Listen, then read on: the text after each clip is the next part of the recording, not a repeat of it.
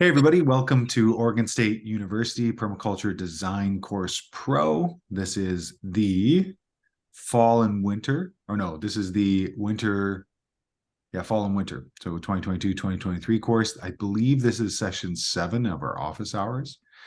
And I don't think we have any actual questions down the sheet, but I'll go back and check unless somebody threw it in recently. So yeah, just open conversation, any thoughts or pieces. Also, I'll just let everybody know that there's a couple of just phenomenal courses coming up that folks might be interested in. So I'll just share my screen there and have a little chat about those. The first one is an Envision 2023 course that I do every year, and it's basically a way of reaccounting and reflecting on the previous year, looking forward to the next and getting a sense about what's important. And I do this personally, but I also do this for businesses as well. So the process is good for either. So if that's of interest, we have this amazing Coppice agroforestry course with Mark Krawczyk going on right now. We've only had one session tonight, session 2. Mark did probably my favorite history class of all time. I was riveted the whole time, and he goes through Coppice agroforestry throughout the ages and how it was interrupted and how it was changed by the different types of governance systems. It was really quite phenomenal. If you're interested in learning how to grow plants, specifically perennial woody edibles, so these are your fruit trees, your nut trees, your shrubs, etc. If you're looking at a site and your site's large and you might be thinking, how am I going to get all this material?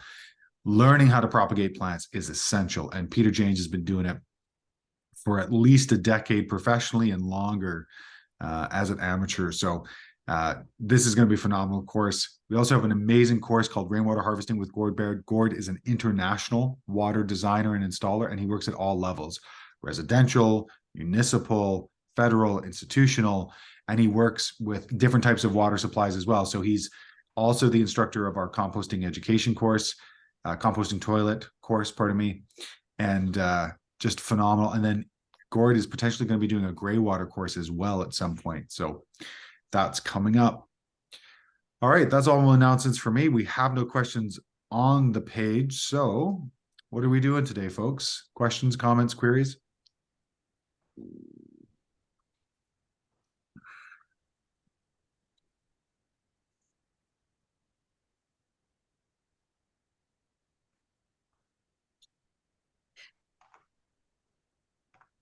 Yeah, I mean, can you talk about patterns, specifically what you're looking for in I think it's the assignment on plant design.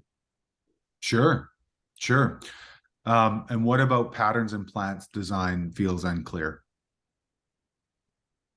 Well, I'm not really sure what you're looking for as far as patterns that I see. describe uh, Yeah, types of pattern, for each plant design. And from what I understand from the reading, patterns have to do with, I guess, like patterns in nature, like they talk about fractals and spirals and stuff like that. But practically, what would patterns be? great question. I'm going to pull up the plant design assignment and we can jump into it because it's a really good question.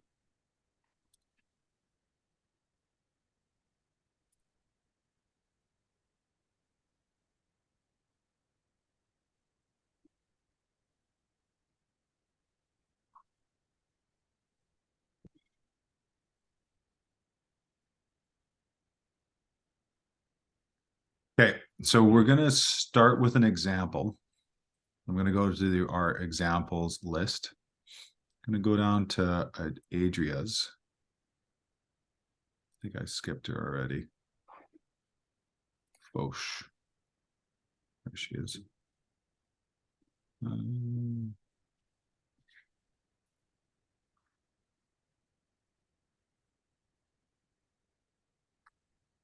So Adria was a student in the spring of 2022, has just a phenomenal grasp of design and applications.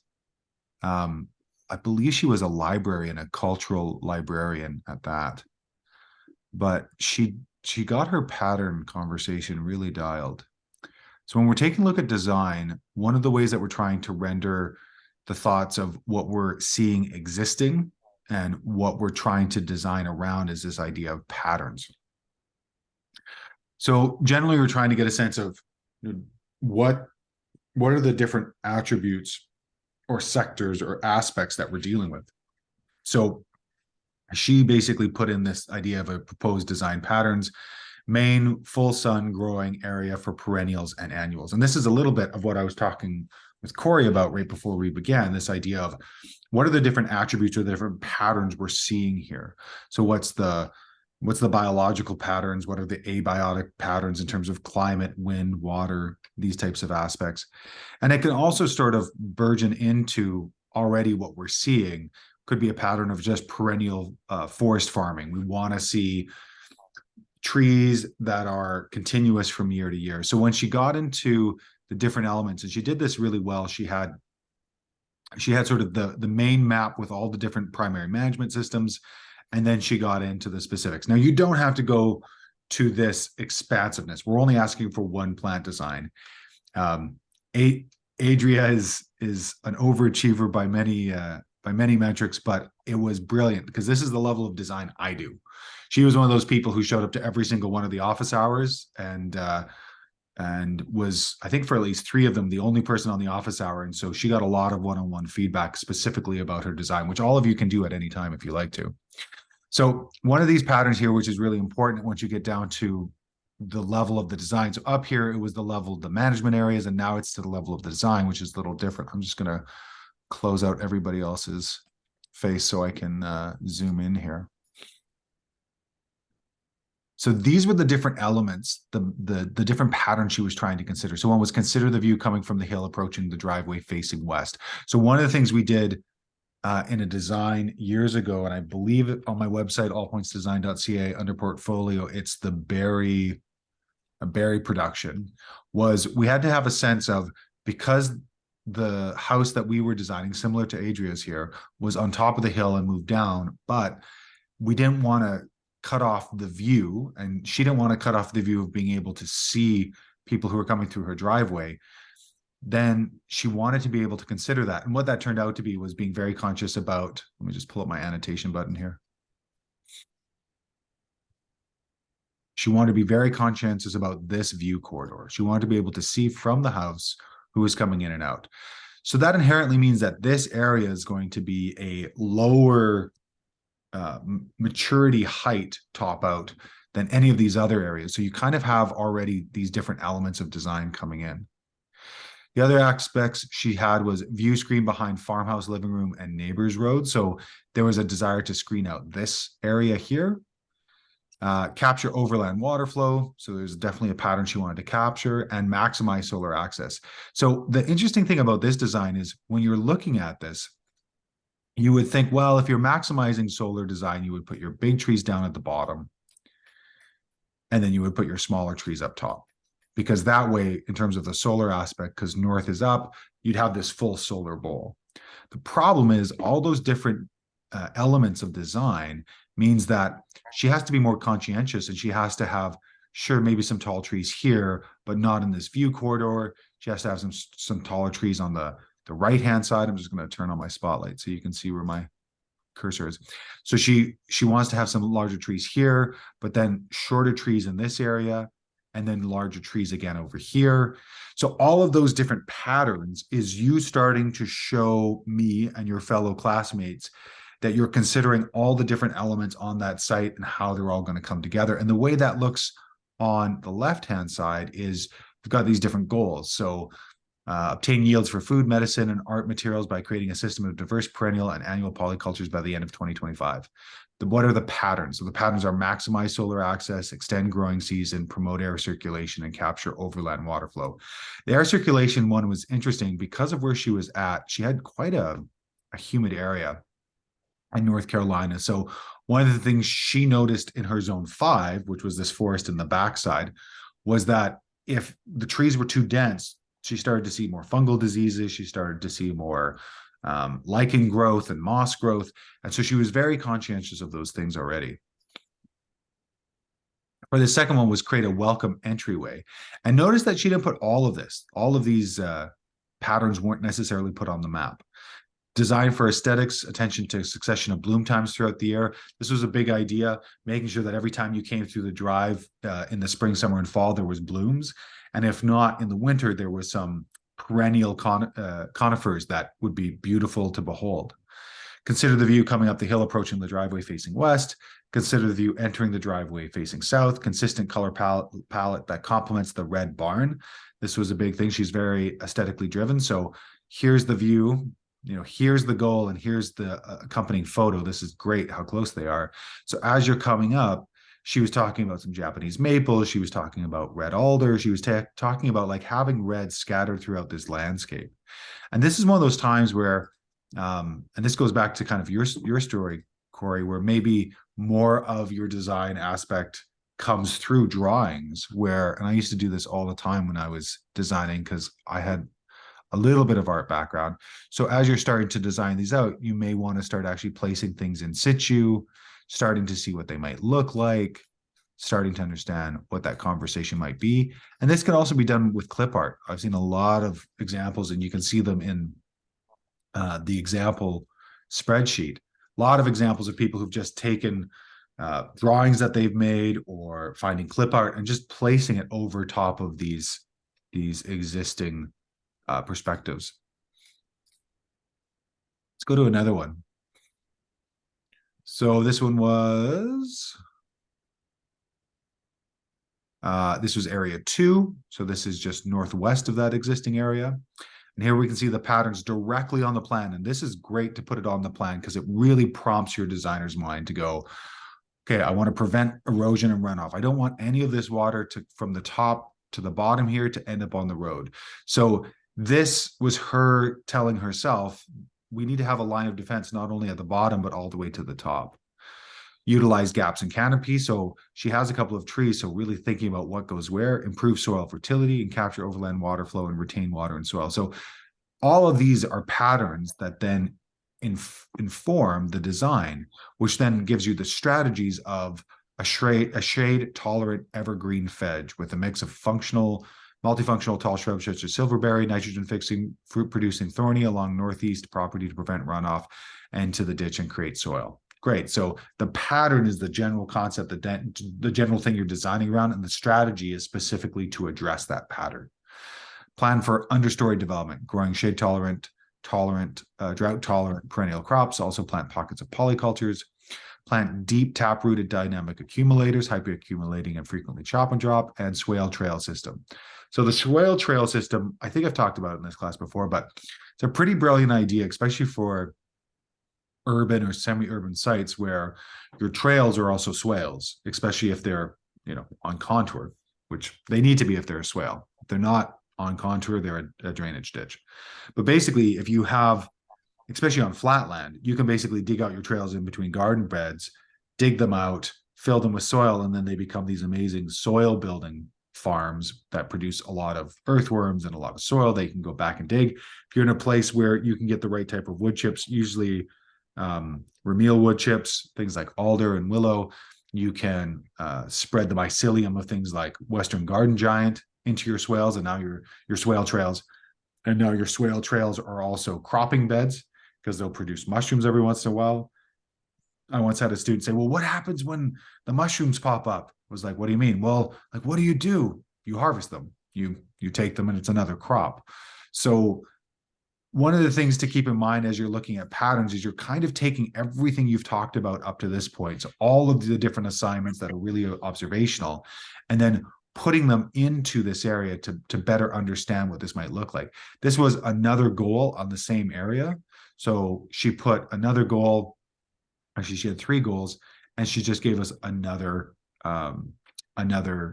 slide. And this goes back to Corey's point that digital design is very different than other types of art forms because you really want it to be clear. So if we take a look at these two, if she put all of this on this one slide, it'd be way too much. So she just made a second slide.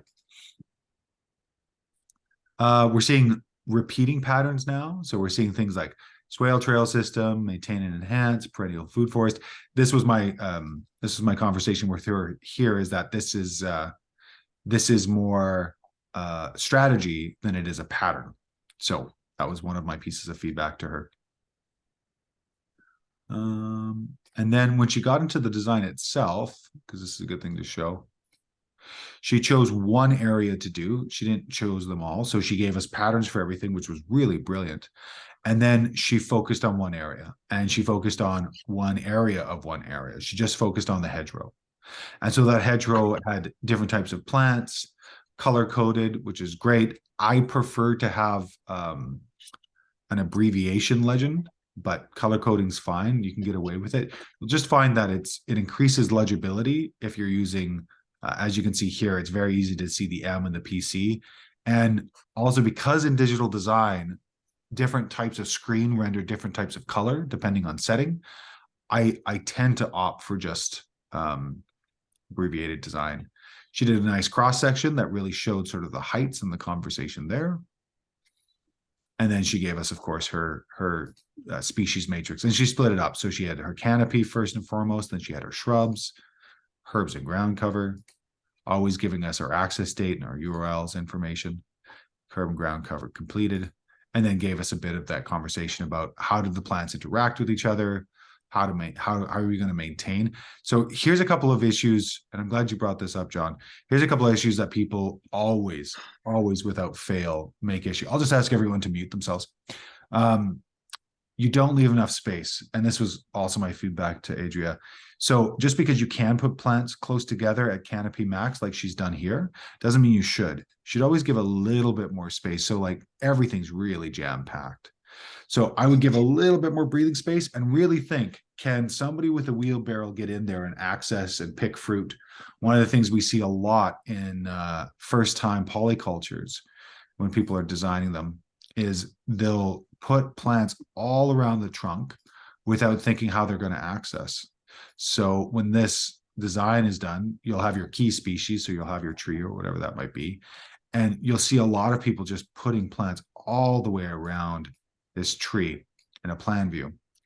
Usually what I try to do when I'm designing polycultures is I try to create my access first, water access structure. So basically, I'll just ask everyone to mute themselves. So basically what it looks like here is you've got these three areas like so. So these are areas of cultivation, and then we have these ability to come into and manage the system. So once we have that access, now we can go in and put in our plants. And something else that folks forget is that there's an aesthetic design to clumping. So usually when we're designing, we want to design in threes. We want to design in 3s and 5s and 7. So we tend to clump in like 3s and 5s. So if we've got a number of similar plants and 7s, and this creates a really organic way of looking at the planting body. And if we start putting in like tall flowers and things like that, you also want to think about stacking layers. So let's say we move to like a cross section here. You want to think about what's behind and then what you're going to put in front and what's going to be low ground. So a big part of this is also framing and creating the structural elements of these designs and how they look to the eye. This is another pattern, John, that I think is really important, is that beautiful designs get maintained and get visited. Ugly designs get neglected. And so we have to be considering the aesthetic aspect of this all the time, which is why I really recommend people who are getting into this to start to take a look on Instagram and Pinterest and start to look at garden design. We can learn a lot about aesthetic design from ornamental design, and we can apply it to edible design and functional design by just seeing how plants are placed and how they look and how they're structured within a three-dimensional space. John, I think I probably went far further than your initial question, so I want to take a break, a pause, come back to you and see if I answered your question, if you have any follow-up questions. No, that's great. I do have one follow-up question. When you're doing a guild, I have a lot of existing large walnut trees to my property. I'd like to kind of design around. And one guild I was thinking of was kind of working pawpaw trees in around the walnut, and then honeyberries and currants kind of below that. But and then on the backside where there's more shade, maybe put some like daylilies or some hostas in, just so that I'd have. It's not going to be necessarily symmetrical, but using that space to have more sun on the front side, less sun on the back side. Is that okay? Yeah, so there's a couple of things when we get to the juglone family, the walnut family, that we have to be conscientious of. So the walnut family is allelopathic, so they produce these or juglone family, they produce juglones, and juglones are allelopathic to many plants. I know they're not allelopathic to your currants, so your ribes family, and also your savory herbs, so your things like your rosemaries, your winter savories, your thymes, things like that.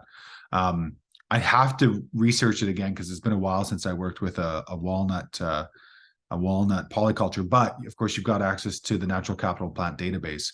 So I would take a look at that and just first make sure that those plants will be compatible, because walnuts are one of them, are one of the few plants that actually don't play well with others. In terms of your structure, though, that sounds fine. The one thing I'll just be conscientious about is a lot of first-time designers like to place a little bit here and a little bit there. And when you start to manage a landscape, specifically for maintenance, pruning, fertilization, chop and drop, or harvest, it becomes very clear very quickly why rows are useful. So you can have aesthetically beautiful rows like I've forgotten his name all of a sudden. The Miracle Orchard and the Miracle Farm over in Quebec, Canada.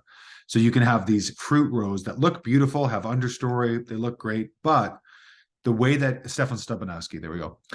The way Stefan set up the orchard is that each row and each sort of set of rows all bloom and all fruit at a certain time in the season. So he's not going all over the place to pick, a bushel of apples.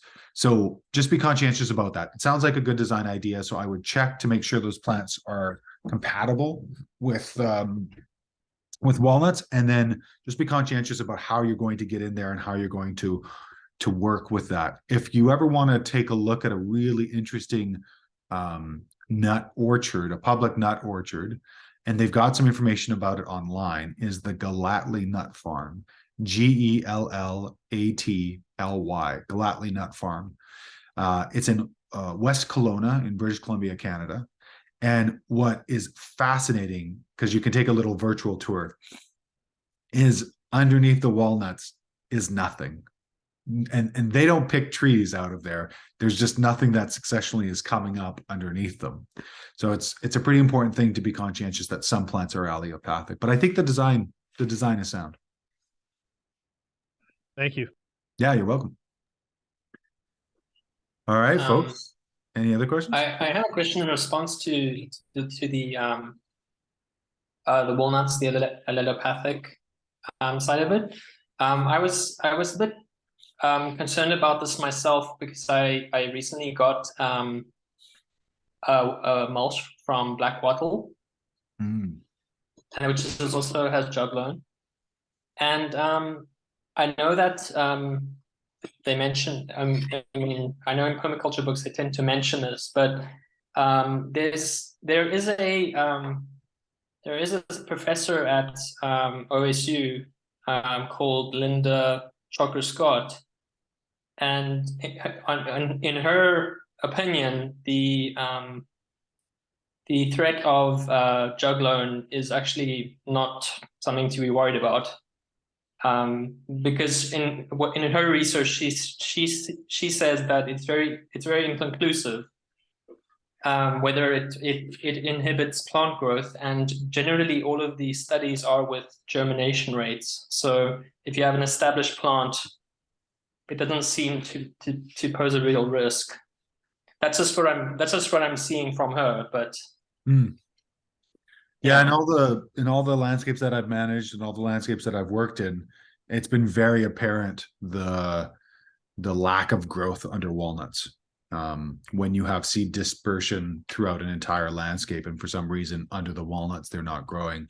And then we've also done a couple of trials right when I started, because similarly, when I started in this work, I questioned it all. I questioned everything that somebody told me. And so there was a couple of landscapes where we had the opportunity to plant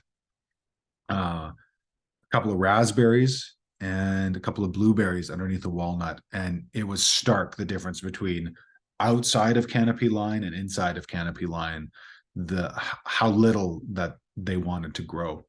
So yeah, I'm not sure about her research. I tend to be very critical of research generally.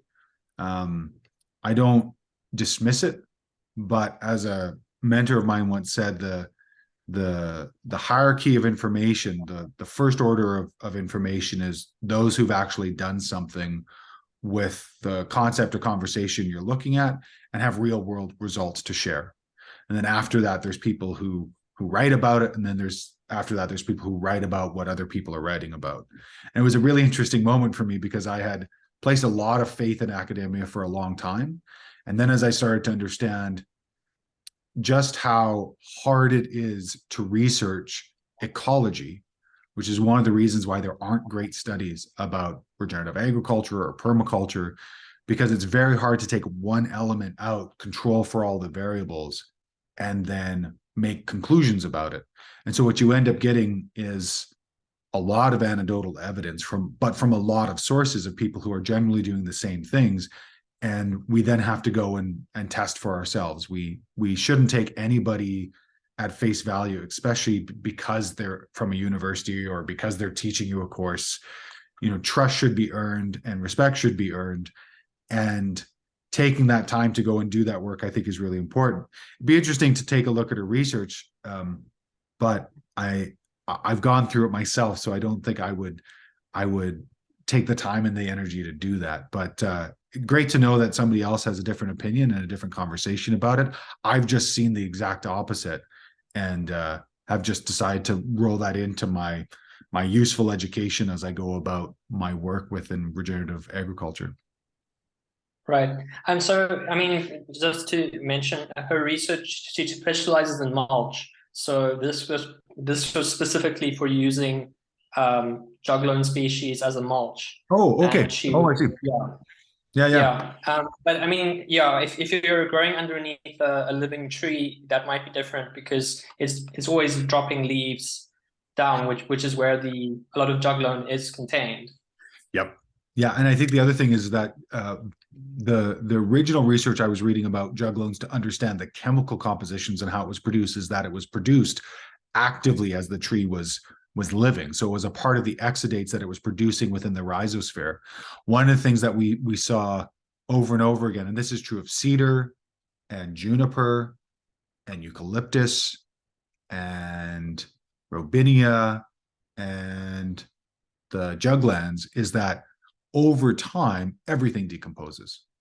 You know, over time everything decomposes. So it's not a question of will it decompose or will it have, because all trees, this is the other thing, all trees have some level of antifungals in their bark. And this is one of the reasons why we don't necessarily take trees immediately after cut, for pretty much any other reason for growth. So if we're growing mushrooms, for example, you usually have to wait somewhere between 3 to 7 days, depending on the species, for the fungicide within the bark to drop down and within the outer wood layer to drop, so that way you can inoculate, or else you're killing your fungus. So pretty much all trees have this, and some trees have more volatile oils like juniper, eucalyptus, and cedar. And once they start to decompose, then yes, indeed, you can use them. But your point is well taken. Everything eventually decomposes. So yeah, I wouldn't have a problem using walnut necessarily for mulch. But also, when you take a look at walnut's an amazing wood. Like I wouldn't reach for walnut as a mulch and take the tree and use it for mulch immediately. I would look to find the pieces for tool wood or for furniture wood or for burning, actually, because of just the total BTUs that come from that wood. So I think in some ways that for me would be a moot point, because I don't know if I would reach for walnut as mulch, but I see your point for sure. Okay. I added a question to the document, by the way. Okay, great. I mean, hop over there.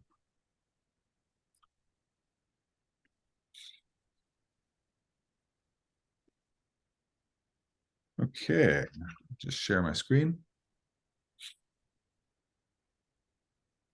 Water. I'm trying to figure out the best way to redo the front garden so that it has more productive plants while also diverting water that collects at the front of the house. Furthermore, there is also a risk of flooding from the road in a major storm. So far, I've thought about creating a French drain that wraps around the western and north side of the garden. I'm also considering a rain garden to make use of the nearby downspout. Are there any issues with using these strategies? Are there any other strategies considered? Great conversation. So we'll go right to the front garden. Thanks so much for listing your assignment there. Right.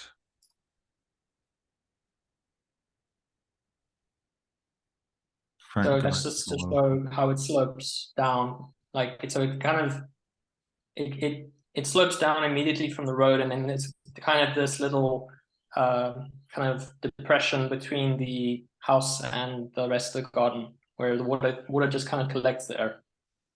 So kind of like in this front area here. Yeah, exactly. Yeah, okay. Okay. Yeah, so one of the things I would do here, I just want to check this out. The purple. Okay, so you do have an electrical line. Is this overhead or underground? And underground. Underground. Okay. So that changes potentially some of my recommendations. So one of the things when we're dealing with water, and this is as at a conceptual level, we want to be conscientious to divert water as high up as possible away, and then potentially once or twice more as we move further down. So generally we've got some shrubs in here, and I think from that photo, what did I see? Some palms in there, or what kind of vegetation is that, water?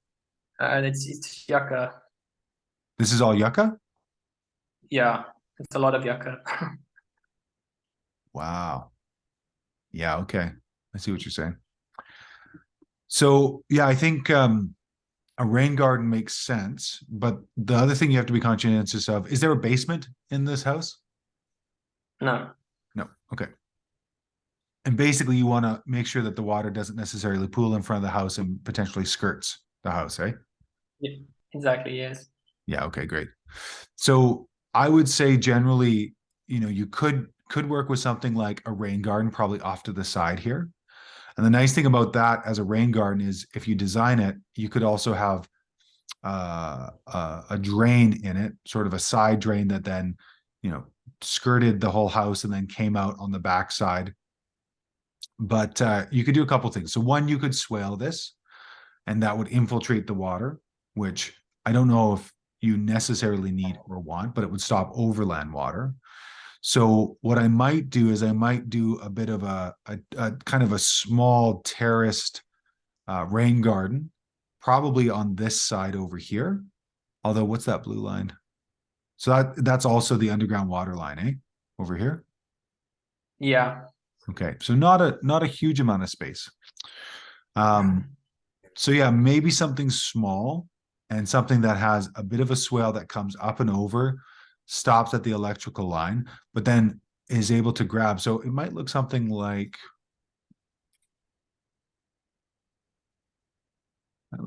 this, where you've got kind of right before your boardwalk here, you have something that takes, some kind of swell that takes in and then has a terraced rain garden that you can plant as well. And then probably at the second tier level. So if this looks something like this, something at like this second tier level is where you've got an overflow pipe that maybe you could take underground and over, or do sort of like a dry creek bed to run out. And that maybe that's the way to do this, actually, is to do a rock line creek bed to have a bit of an aesthetic feature as well that will capture that water and bring it into the rain garden. And then you've got this overflow that can go potentially on the side of the house. Maybe you can find where do you know how deep the water line is? No, I'm not sure. I mean, I don't. I think it's quite shallow. It's not that deep. Okay. So this may or may not work.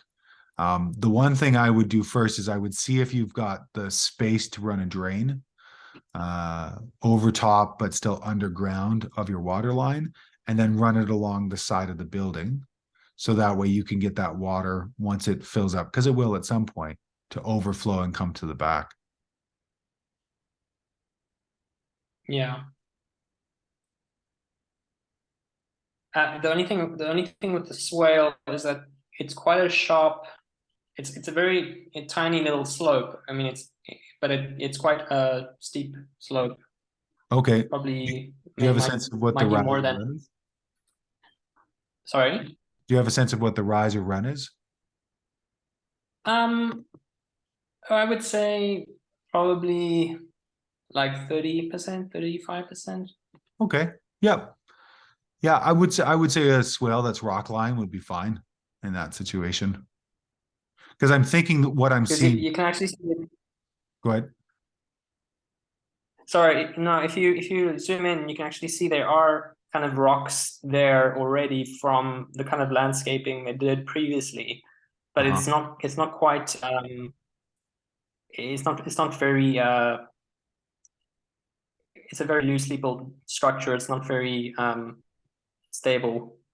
Right. Right. Yeah, the way I'd be thinking about it is you would dig that swale down, and then it would kind of start at the front of this boardwalk here.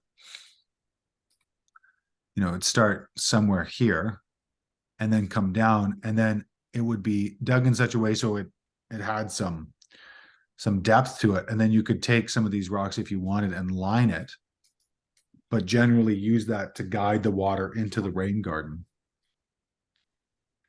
Okay.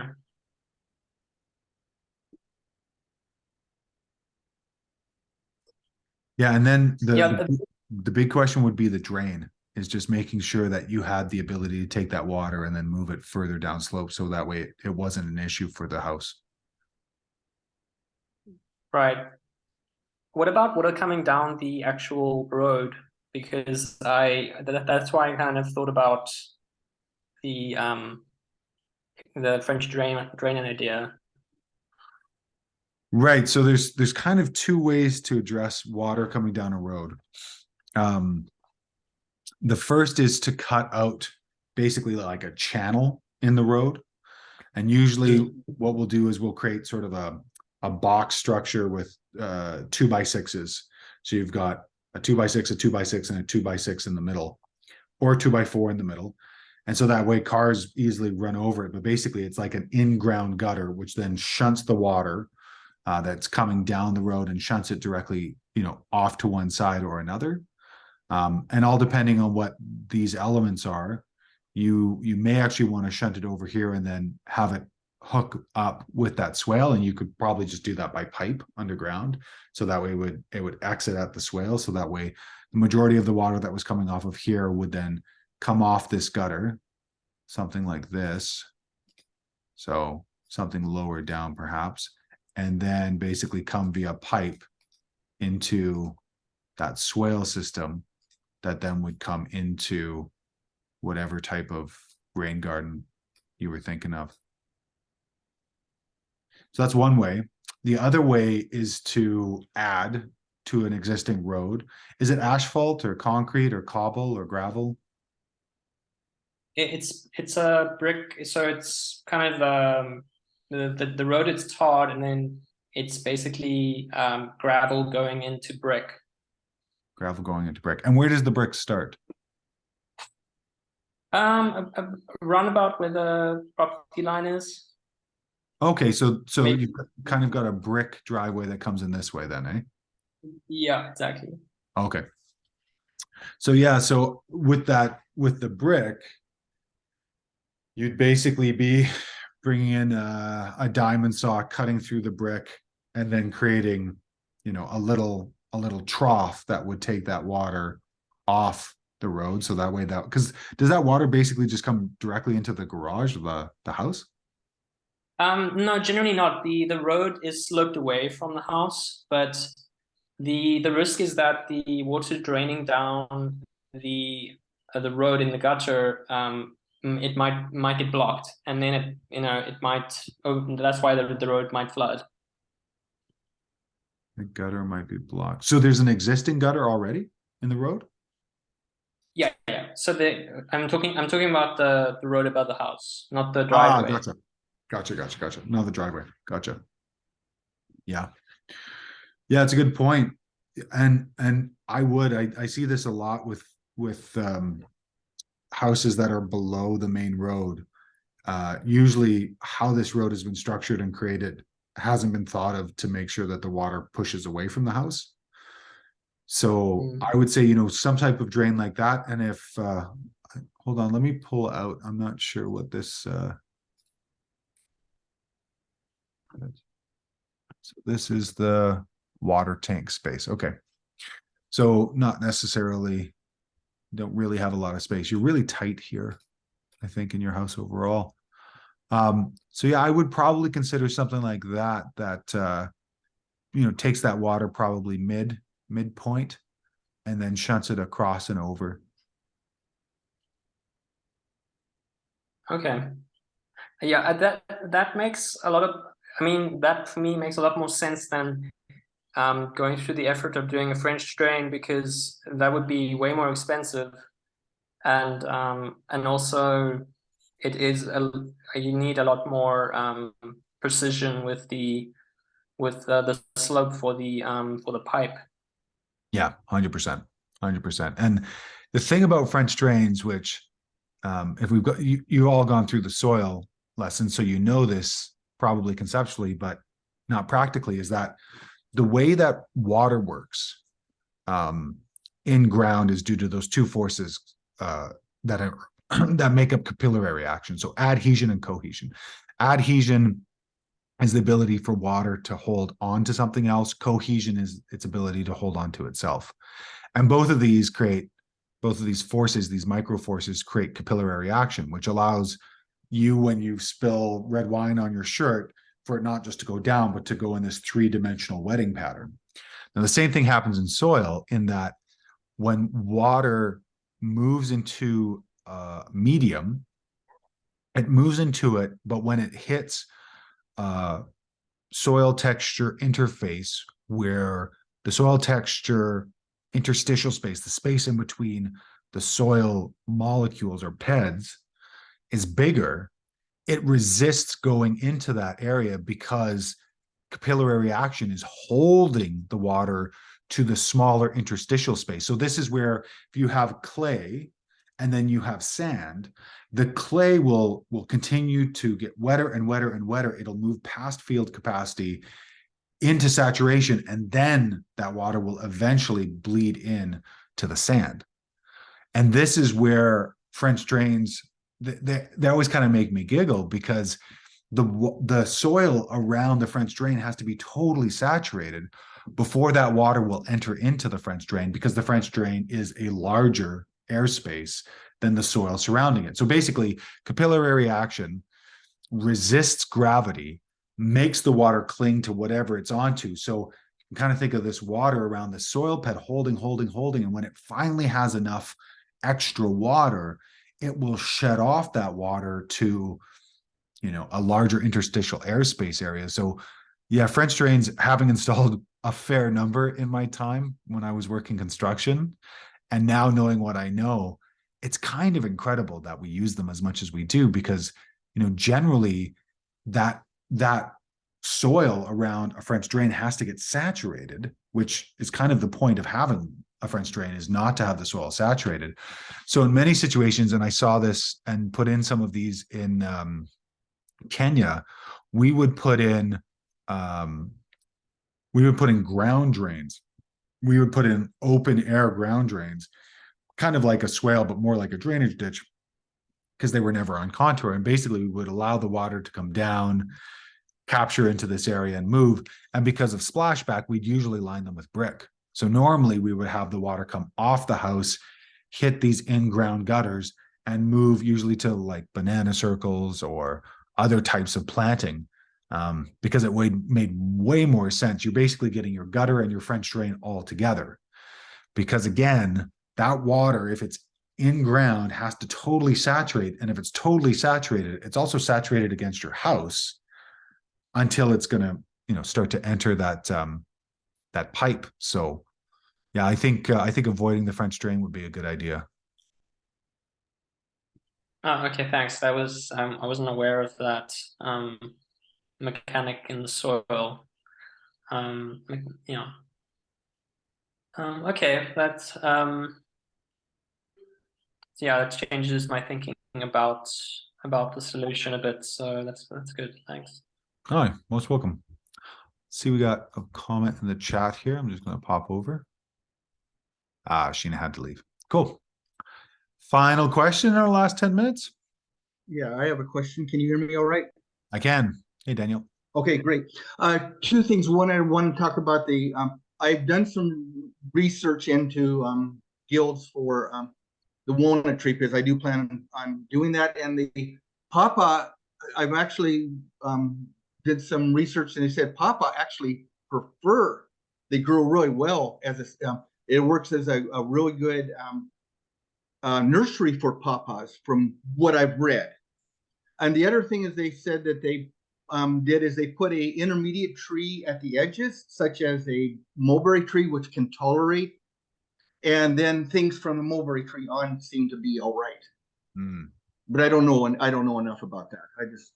I just those comments. The one question I had is, as you know, on our property, we're really steep, and across from the cottage and the garage, I would like to put I'm too steep to really put any swells on the steep part. So my plan is to put a swell right at when the steep part of the slope hits the relatively flat base. We have contaminated soil, as you well know, so they really frown on us moving a lot of soil around. So what my thought is I have access to some the big trees that are in water in lowlands. I'm drawing a blank. The trees that you see along creeks and stuff in the Northwest. What you know what I'm talking about? No. The big Talk about riparian trees or riparian trees. Okay. I'm just drawing a blank. But we have some really big ones, about 2-foot diameter, and I was gonna stack those in a triangle and then put some dirt and mulch over the top of that. And then you were mentioning last side, you don't want to put on a hugelkultur. Well, it would be a hugelkultur mound that I would be using for the wall of the swale, and then put fruit trees outside. Would that work, or what's your thought on that? Yeah, so it's a pretty common want to marry hugelkultur and swales. The problem with it is that inherently we want to have a terrestrial environment. So that means we want to have airspace in between the soil. What a swale does is collect and infiltrate water really well. And what a hugelkultur does is hold on to that water really well through decomposing materials. When they're married together, we tend to get an aquatic environment.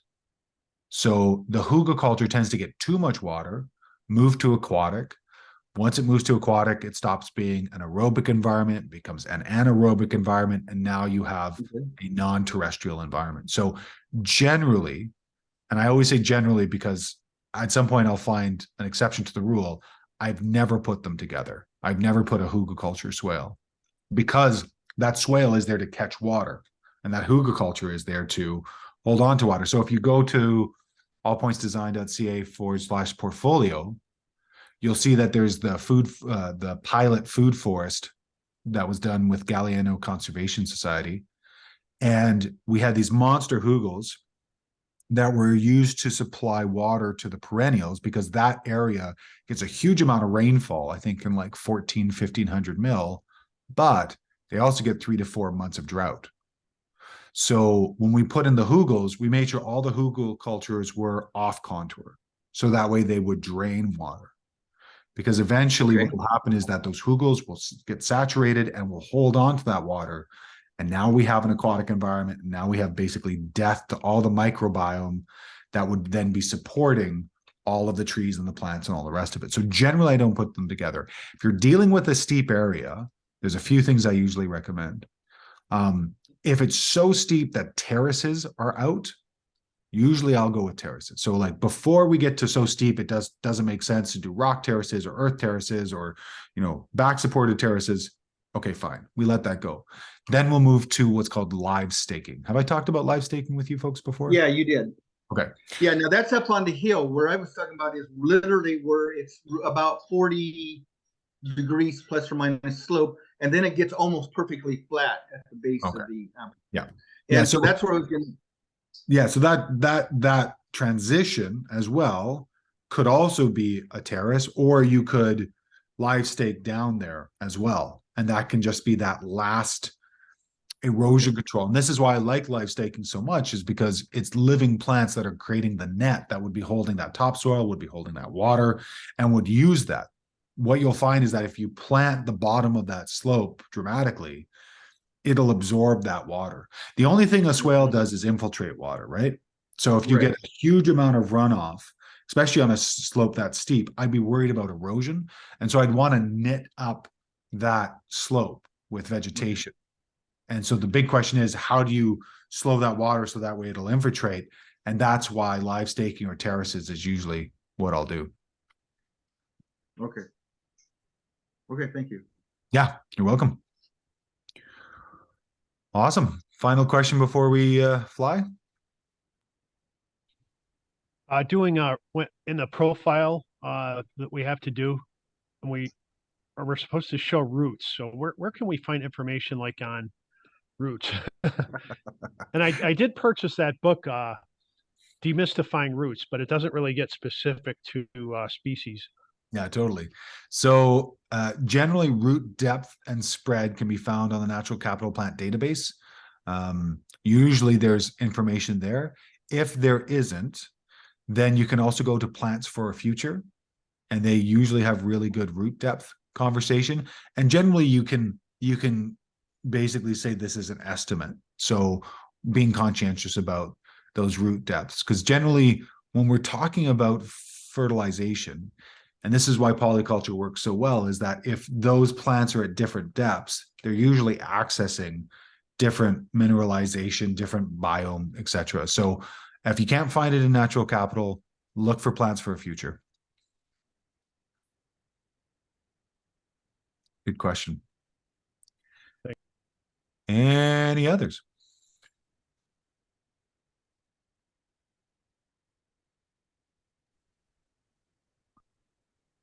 Awesome, folks. Javon, I don't know.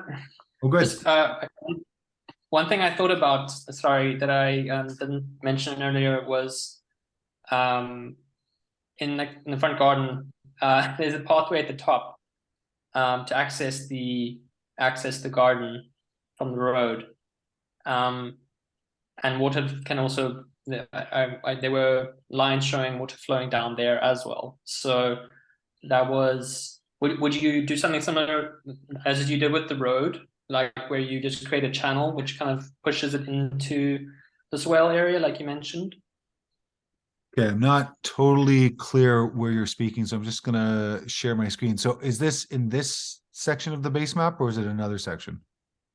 Yeah, it's the same section. So at the top boundary, that's a pathway in between those shrubs, and that goes, and then you enter the garden through that side gate there. Uh-huh.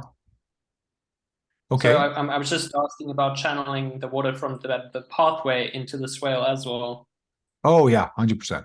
100%. Yeah. Yeah, good idea. So if you extend a little bit here, yeah, for sure. As long as you're still over top of that water pipe. So just be conscientious when you're digging. Yeah, if the main concern I was just pointing out was that I still need the access basically. So I don't want to create any earthworks over that section to block the access. No, so you'll probably have to. This is the great thing about design, is that all of these constraints basically tell us what we can and cannot do. So just going to zoom in here. So if this is a pathway, and that should be an element that you put into your base map as well. So if you end up having your gutter here and your pipe that takes it over to your swale, and then you've got your earthwork here, or you move it up so that way it's not in that area, because this is the pathway you're talking about. No, it goes from the road down the side. Like okay. this, yeah. Yeah. Okay, so that does mean we could probably use this space. So yeah, I would just be conscientious about having it, wherever it fits in here. So this is just a thought. And then what you may want to do is put a little extension into the path.